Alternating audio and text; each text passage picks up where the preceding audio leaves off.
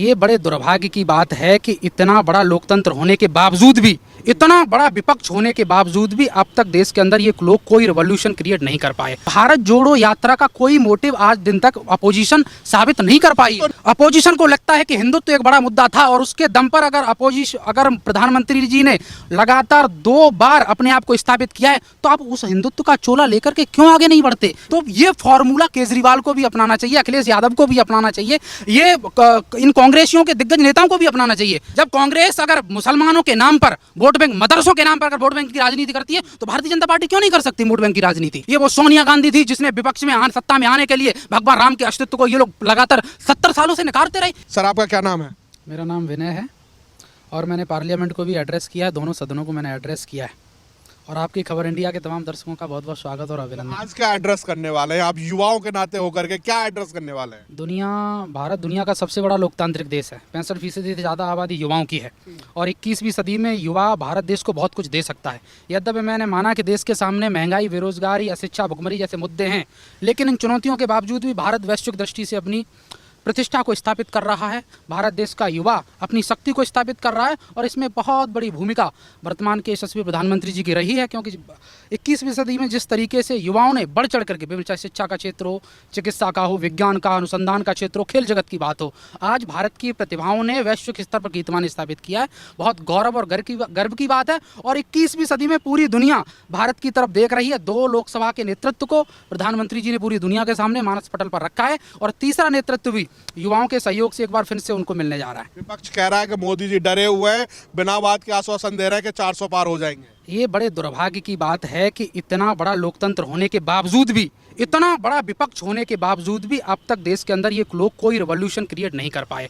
आपने बहुत सारी यात्राएं निकाली और मैं ऐसा एक चीज़ मानता हूं कि अगर देश के अंदर महंगाई अगर मुद्दा है, बेरोजगारी अगर मुद्दा है, तो आप भारत जोड़ो यात्रा निकाल रहे हैं। भारत जोड़ो यात्रा का कोई मोटिव आज दिन तक अपोजिशन साबित नहीं कर पाई। तो न्याय यात्रा हो गई जोड़ों से, जोड़ तो बहुत लिया, अब न्याय करेंगे। देखिए, उन पहलुओं पर प्रकाश डालने की जरूरत है जिन पहलुओं को लेकर के मोदी जी ने 2024 के अंदर अपनी सत्ता को स्थापित किया। वो कौन से मुद्दे रहे? अगर अपोजिशन को लगता है कि हिंदुत्व एक बड़ा मुद्दा था और उसके दम पर अगर प्रधानमंत्री जी ने लगातार 2 बार अपने आप को स्थापित किया है तो आप उस हिंदुत्व का चोला लेकर के क्यों आगे नहीं बढ़ते? मेरी तो समझ में नहीं आता। आप कहते हो कि भगवान राम के नाम पर भारतीय जनता वोट बैंक की राजनीति करती है, तो आपको किसने रोका है? अगर हिंदुत्व के नाम पर, भगवान राम के नाम पर आप वोट बैंक स्थापित करके आप 14 से ज्यादा स्टेट के अंदर अगर अपनी सत्ता को स्थापित कर सकते हैं तो ये फॉर्मूला केजरीवाल को भी अपनाना चाहिए, अखिलेश यादव को भी अपनाना चाहिए, ये इन कांग्रेसियों के दिग्गज नेताओं को भी अपनाना चाहिए। मैं तो इस बात को हमेशा से, मैंने सदन के अंदर भी कहा था, मैंने कहा मैं चाहता हूं कि इस देश के अंदर जितने बड़े बड़े मुद्दे हों उन सब पे काम हो, युवाओं को रोजगार मिले, महिलाओं को समान अधिकारों के साथ जोड़ा जाए, लेकिन उन मुद्दों के साथ साथ जो भगवा, जो हमारा सम्मान है, जिस हम सनातन की बात करते हैं, जिसके अस्तित्व पर भारत का अस्तित्व टिका हुआ है, उसकी मर्यादा, उसका सम्मान भी लगातार बरकरार रहना चाहिए। इन मुद्दों को, युवाओं के मुद्दे कहाँ रहेंगे फिर? देखिए, युवाओं के मुद्दों को लेकर के लगातार सरकार प्रतिबद्ध है, ऐसी बात नहीं है। स्वराज रोजगार की दिशा में सरकार प्रतिबद्ध है। पेपर लीक हो जाते हैं, अगर आरओ का पेपर लीक होता है, वो कहते हैं री एग्जाम हो, तो पुलिस डंडे मार कर दौड़ा देती है। बहुत अच्छी आपने बात कही है। यूपी को वर्तमान समय में विकास से ज़्यादा एक अच्छे मैनेजमेंट की ज़रूरत थी। यद्यपि उस दिशा में योगी जी ने अच्छे कदम बढ़ाए हैं, लेकिन फिर भी ऐसे जो लोग हैं जिन्होंने कहीं ना कहीं पेपर लीक के माध्यम से, भ्रष्टाचार के माध्यम से माहौल खराब करने का प्रयास किया, उनके लिए कड़े दंड की प्रावधान है और हम इसको बिल्कुल भी स्वीकार नहीं करते। सिस्टम पे उठती है ना, योगी जी का बुलडोजर तो चल पड़ता है, वो कहाँ है? सिस्टम पे क्यों नहीं चला? जहाँ से पेपर लीक हुआ है पहुंचना चाहिए था बुलडोजर। नहीं, निश्चित तौर पर यह बड़ी दुर्भाग्यपूर्ण घटना रही है कि 50 लाख से ज्यादा अभ्यर्थी इस परीक्षा में बैठे। एक बहुत बड़ी जिम्मेदारी थी, लाखों नौजवानों के भविष्य का सवाल था, लेकिन इस पर भी कड़ा रुख अपनाया गया और मैं समझता हूं कि जल्दी इस पर न्याय देने का प्रयास किया जाएगा और युवाओं को इंसाफ मिलना चाहिए। मैं हमेशा से युवाओं के लिए री एग्जाम करना इंसाफ हो जाएगा। बुलडोजर का तेल खत्म हो गया क्या? नहीं, देखिए ऐसी बात नहीं है। बुलडोजर में अभी भी तेल बरकरार है और जेसीबी चलेगी। आप देखेंगे कि पूर्व में भी आपने देखा होगा जेसीबी धड़ल्ले से चली है, बल्कि योगी जी ने सूंड को और भी ज्यादा भारी भरकम बना दिया है इस बार। और आपने देखा होगा कि चुनाव के मद्देनजर पूरी तरीके से जो बड़े बड़े माफिया थे, जो बड़े बड़े एजेंट थे, जो कहीं ना कहीं माहौल को खराब करते थे, अब वो भी पूरी तरीके से डरे हुए हैं कि अगर गलती से मिस्टेक हमने कर दी तो योगी का भारी भरकम बुलडोजर हमारे घर परिवार के ऊपर चलेगा, तो हमारे बड़े बड़े साम्राज्य ढह जाएंगे। मैं खबर इंडिया के माध्यम से बात को कहना चाहता हूँ। योगी जी का वो सदन का भाषण है कि मिट्टी में मिला दिया जाएगा, मिट्टी में तो मिलाएगी गए, परंतु नकल माफिया और जो पेपर माफिया है उनको कब मिट्टी में मिलाया जाएगा? एक अंसारी से लेकर के और तमाम लोगों को जिन्होंने भ्रष्टाचार की तलवारों की दम पर उत्तर प्रदेश के साम्राज्य को तोड़ने का प्रयास किया, जिन्होंने संविधान के नैतिक आदर्श मूल्यों की अवहेलना करते हुए उत्तर प्रदेश को भारत पटल पर छीड़ किया, ऐसे लोगों पर योगी जी ने बहुत कड़ा रुख अपनाया है। और यूं ही आज योगी के मॉडल को उत्तराखंड के सीएम पुष्कर सिंह धामी ने अपनाने का प्रयास किया। जब वहां जिहादियों ने पत्थरबाजी की तो उन्होंने भी अपने जेसीबी ला करके खड़ा कर दिए। मैं तो कह रहा हूं कि योगी जी के मॉडल की आज आवश्यकता है। यद्यपि मैं एक चीज जानता हूं, अखिलेश की सरकार को आप उठा के देख लीजिए। मैं फिर धामी साहब पे एक सवाल पूछ दूंगा, पूछ लीजिए आप। पुलिस पिटती रही, भावनाएं नहीं जगी, कहाँ रहा वो बुलडोजर? सुप्रीम कोर्ट जाके खड़ा हो जाता है हल्द्वानी में। देखिए मेरी बात सुनिए, ऐसे लोग जिन्होंने वहां पर जिहाद को फैलाने का प्रयास किया, जिन्होंने अवैध मजारें बना करके वहां के पूरे मानवीय मूल्यों को खंडित करने का प्रयास किया है, सीएम धामी ने बहुत बड़ा एग्जाम्पल दिया है, उनके ऊपर कार्रवाई हुई है, आज वो जेल के अंदर हैं। आपने देखा था ना, पुलिस रो रही थी, पिटते हुए रो रही थी, जान बचाने के लिए किस घरों में घुसी थी, पुलिस के सामने ऐसा। देखिए प्रशासन के ऊपर इस तरीके का अगर कोई भी क्राउड हो XYZ, अगर इस तरीके का उनके ऊपर हिंसात्मक अगर वारदातें होती हैं, हम उसकी कड़े शब्दों में निंदा करते हैं। लेकिन पुष्कर सिंह धामी ने भी एक कड़ा रुख अपनाने का प्रयास किया है। ये उत्तराखंड के लिए भी एक बहुत अच्छी है, क्योंकि जिस तरीके से वहां पर जिहाद बढ़ रहा था, जिस तरीके से वहां टेररिज्म बढ़ रहा था और जिस तरीके से वहां के खत्म हो गया नहीं खत्म नहीं हुआ, लेकिन उस दिशा में हम प्रतिबद्ध तो हुए। कांग्रेस रेलवे की जमीन खाली हो गई। देखिए रेलवे की जमीन पर जितना भी अतिक्रमण था उसको लेकर के एक कमेटी का गठन कर दिया है और उन्होंने कहा है कि उस जमीन को चिन्हित करिए। 20 साल तक बैठी रही कमेटी लेके भाई।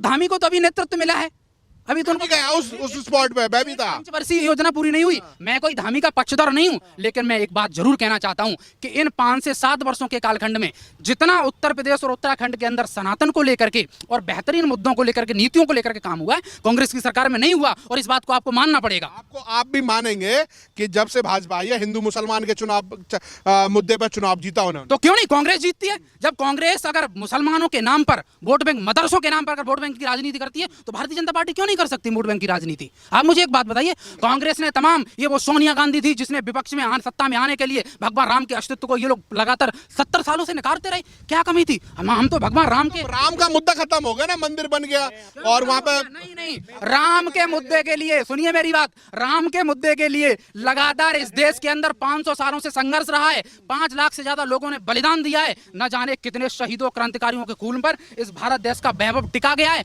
लेकिन मैं तो आपके चैनल के माध्यम से कहना चाहता हूं, ये राम की लड़ाई है और मोदी फिर से राम के नाम पे बनेंगे। मैं मानता हूं कि देश के अंदर बेरोजगारी आज एक मुद्दा है, लेकिन भगवान राम के नाम पर एक बार फिर से वो पूर्ण बहुमत के साथ आ रहे हैं, इसको कोई रोक नहीं पाएगा। वही बात तो फिर वही है, कुछ लोग सवाल करते हैं, क्या राम आपका पेट भर देंगे? 2 वक्त की रोटी लाएंगे वो? भर देंगे। आज कितना लोगों को रोजगार मिला है? 5 लाख से ज्यादा लोगों को प्रत्यक्ष अप्रत्यक्ष तौर पर राम मंदिर के साथ, रोजगार के साथ जोड़ा गया है। आज का युवा कैसे देखता है? 2024 की राजनीति एकदम चरम पे आ चुकी है, परंतु जिस रफ्तार से मोदी की गति देखने को मिल रही है, वो विपक्ष कहीं ना कहीं फेल होता हुआ दिखाई दे रहा है। देखिए, युवा होने के नाते मैं युवाओं की भूमिका में देश के लोकतंत्र में कहूँगा तो मोदी जी ने उसको महत्वपूर्ण तरीके से, सदन में हो, चाहे विधानसभा में हो, चाहे नगर निकाय के चुनाव में, हर तरीके से उन्होंने युवाओं को एक मौका दिया है। चाहे वो किसी भी कल्याणकारी योजना हो, प्रधानमंत्री कौशल विकास योजना हो, जीवन ज्योति योजना हो, चाहे समग्र ग्रामीण विकास योजना हो, तमाम योजनाओं को लेकर के मोदी जी ने युवाओं को एक मौका दिया। और अभी तो वोमेन एम्पावरमेंट को लेकर के भी उन्होंने, महिला सशक्तिकरण को लेकर के भी 30% का ऐसा कि उसमें महिलाओं की भी भागीदारी हो। और आप देखेंगे हर प्रत्येक राज्य में, प्रत्येक क्षेत्र में, हर इलेक्शंस में युवाओं को लेकर के भी, कि आप देखिए जब 26 साल की उम्र में योगी आदित्यनाथ जी सांसद बन सकते हैं, जब राघव चड्ढा जी बन सकते हैं, सीमा मंडेला जी बन सकती हैं, चिराग पासवान जी बन सकते हैं, तो डेफिनेटली देश का प्रत्येक यूथ, आज मैं तमाम युवाओं का आह्वान भी करता हूं, उनसे निवेदन भी करता हूं कि जब आपके खसरे के टीके से लेकर, आपने देखा होगा भुजाओं में जब हमारी एक चिंदी सी होती है, तो वो दर्शाता है कि आपके जन्म प्रमाण पत्र से लेकर के अंतिम काल के अंतिम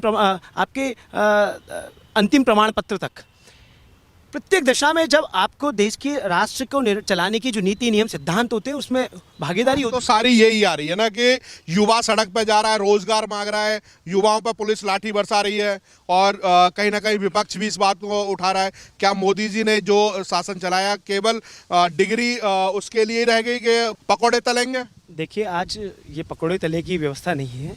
आज आप देखेंगे देश में हर माह, आप देखिए उत्तराखंड की मैं बात करूं, दिल्ली की मैं बात करूं, प्रत्येक राज्य में कई करोड़ों युवाओं को रोजगार मिलता है। आप उत्तराखंड की बात, मैं उत्तराखंड से बिलोंग करता हूँ, तो सिडकुल में 70% का ऐसा जो व्यवस्था थी कि उनमें युवाओं को रोजगार मिले। आज स्टार्टअप को लेकर के, टूरिज्म को लेकर के उस पर सब्सिडी दी जा रही है युवाओं को लेकर के। 35% की सब्सिडी मैदानी क्षेत्र में, ग्रामीण अंचल में आप कहेंगे तो 35% की, और मैदानी क्षेत्र में 20% की सब्सिडी को लेकर के। देखिए, हर तौर तरीके से युवाओं को बढ़ाने के लिए, युवाओं के रोजगार के लेकर के, अभी आपने देखा होगा, अभी Y20 सम्मेलन हुआ था, G20, उसमें आपने देखा होगा युवाओं की कितनी बड़ी भूमिका रही। तो इस चीज़ को लेकर के मोदी जी बहुत अच्छा कार्य कर रहे हैं, हमारी शुभकामनाएं। आप उत्तराखंड से आते हैं, कहीं ना कहीं हल्द्वानी बड़ा टॉप ट्रेंड पे रहा। हल्द्वानी में युवाओं ने तो पत्थर भांजना शुरू कर दिया, सरकार रोजगार नहीं दे रही है। देखिए, जो पत्थर बाज रहे हैं वो, मैं कहूँगा वो युवा नहीं हूँ, वो क्या है, मार्ग से भटके हुए लोग हैं। वो एक मानसिक विक्षिप्तता का, एक नशा का वो है। देखिए, अपनी बात को रखने के लिए लोकतंत्र ने आज़ादी दी है, अभिव्यक्ति की आज़ादी दी है। आप उन चीज़ों को लेकर के बीच बीच में समाज के बीच में जाते हैं, ऐसा नहीं है।